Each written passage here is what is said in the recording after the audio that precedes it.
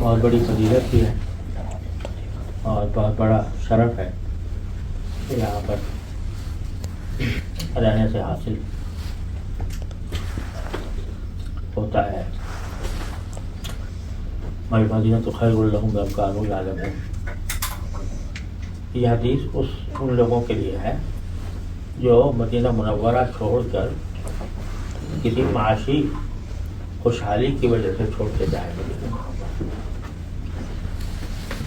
ان کے لیے ایک طرح سے آپ نے ان کی برائی بیان فرمائی کہ عراق فتح ہوگا تو لوگ جو ہے یہاں سے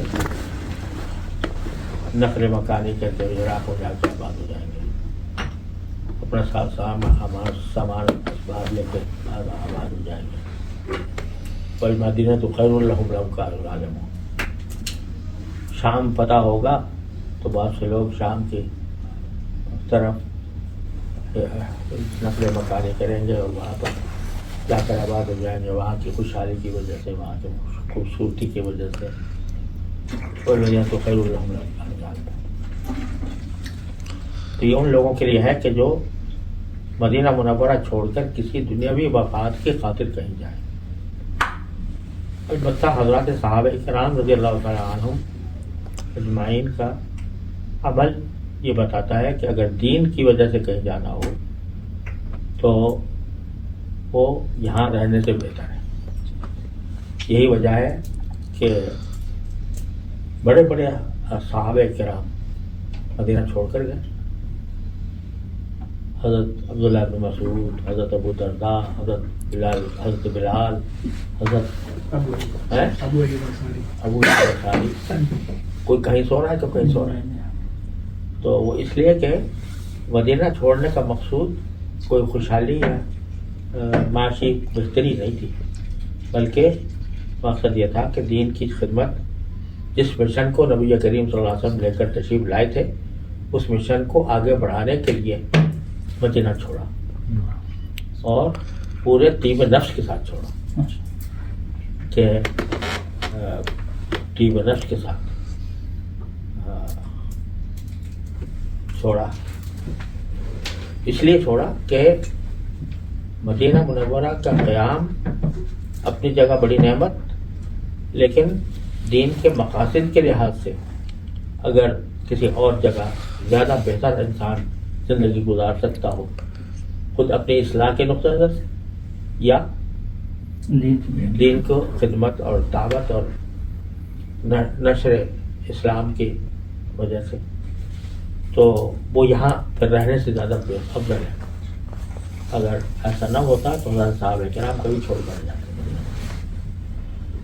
تو اس بات کو مد نظر رکھتے ہوئے یہ دیکھیں کہ مدینہ منورہ کے اندر قیام کے دوران آیا ہماری دینی زندگی ترقی پذیر ہے یا انحطاط پذیر ہے؟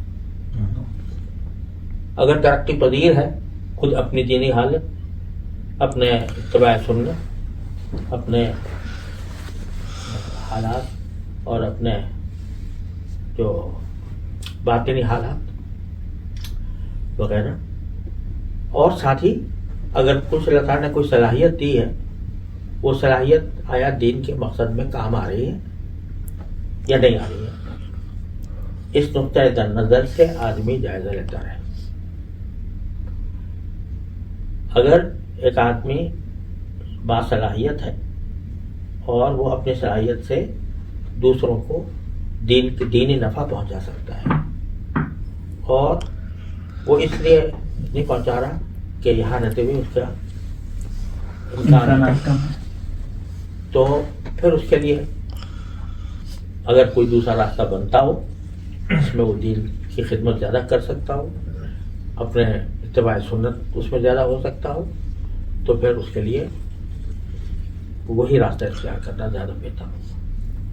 لہذا یہاں سے قیام کے دوران ہر وقت اس کا جائزہ لیتے رہنے کی ضرورت ہے کہ کیا مدینہ منورہ کا جواب، مدینہ منورہ کا قیام اور روضہ اقدس صاحب السلام کا قرب، اس کا حق ادا ہو رہا ہے کہ نہیں ہو رہا۔ اور آیا اس میں ترقی ہو رہی ہے کہ نہیں ہو رہی. اور بحیثیت ایک مسلمان کے ہمیں دین کی نشر و اشاعت کے لیے جو ہمارے ذمہ داریاں ہیں وہ پوری ہو رہی ہیں یا نہیں ہو رہی. تو اگر نہیں ہو رہی یا اس میں کمی ہے تو اس کمی کو پورا کرنے کی ضرورت ہے. اور یہاں رہتے ہوئے بھی جو اگرچہ بہت سے دروازے تو بند ہیں، یعنی اس کے تبلیغ کے اور مدرسے کے، اس کے باوجود آدمی جب کوئی طبیعت میں لگن ہوتی ہے، جذبہ ہوتا ہے، تو پھر وہ مواقع بھی تلاش کر لیتا ہے کہ کس صورت سے میں خدمت کر سکتا ہوں. مثال کے طور پر ایک ایسی ذہن میں آ رہا ہے کہ ہمارے ہندوستان، پاکستان، بنگلہ دیش کے ایسے لوگ بھی آتے ہیں کہ جن کو کچھ پتہ نہیں، بس وہ مدینے کی محبت میں آ گئے یا حج عمرے کی سعادت حاصل کرنے کے لیے آ گئے. تو اس کا کوئی راستہ ایسا ہو کہ ان کے اندر گھس کر ان کو جو ہے، ایسے ہی میرے ذہن میں آگے بات ہے کہ اس کو سوچنا چاہیے کہ اس کا کوئی راستہ ہو. ایسے جوہلا آتے ہیں جن کو کچھ پتہ نہیں ہوتا، تو ان کو کچھ ان کی ذہن سازی وغیرہ کا کوئی راستہ اگر بن سکتا ہو تو اس کا کوئی راستہ بنانا چاہیے. تو اس لیے یعنی اس نقطۂ نظر سے اپنا بھی جائزہ لیتے رہنا چاہیے، اپنے صبح و شام کے مصروفیات کا بھی جائزہ لیتے رہنا کہ اس میں کتنا وقت جو ہے وہ کسی مفید کام میں خرچ ہوگا. تو بس یہ ہے. دوسرا ایک میں سب سے عرض کیا کرتا ہوں کہ روزانہ جب صبح کو فجر کی نماز کے بعد اللہ تعالیٰ سے رجوع کرنا ہے کہ آزاد دن شروع ہو رہا ہے، تو پتہ نہیں کیا کیا حالات پیش آئیں گے. میں اپنی طرف سے عزم کرتا ہوں کہ آپ کی طاعت میں دن گزاروں گا، کسی گناہ میں سے پرہیز کروں گا، ہر قسم کے گناہوں سے پرہیز کروں گا، لیکن یہ میرا عزم آپ کی توفیق کے بغیر افاق کرنا ممکن نہیں. لہذا مجھے اس کی ہدایت عطا فرمائیے کہ میں ایسا ہی دن گزاروں. یہ روزانہ اللہ تعالیٰ سے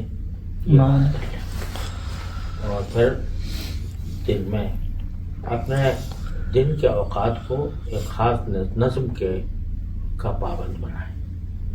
اس نظم کے اندر اپنی ساری ضروریات اور زندگی کی ضروریات اور سہولیات ان سب کو بھی مد نظر رکھیں، اور پھر ایسا کچھ معمولات بنائیں کہ جو تلاوت قرآن کے، تسبیحات کے، ذکر کے اور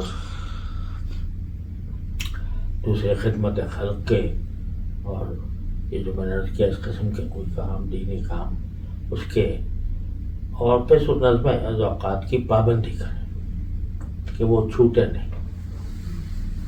اس کا، اور پھر رات کو سونے سے پہلے ایک مرتبہ پھر اللہ تعالیٰ کے حضور حاضر ہو گئے.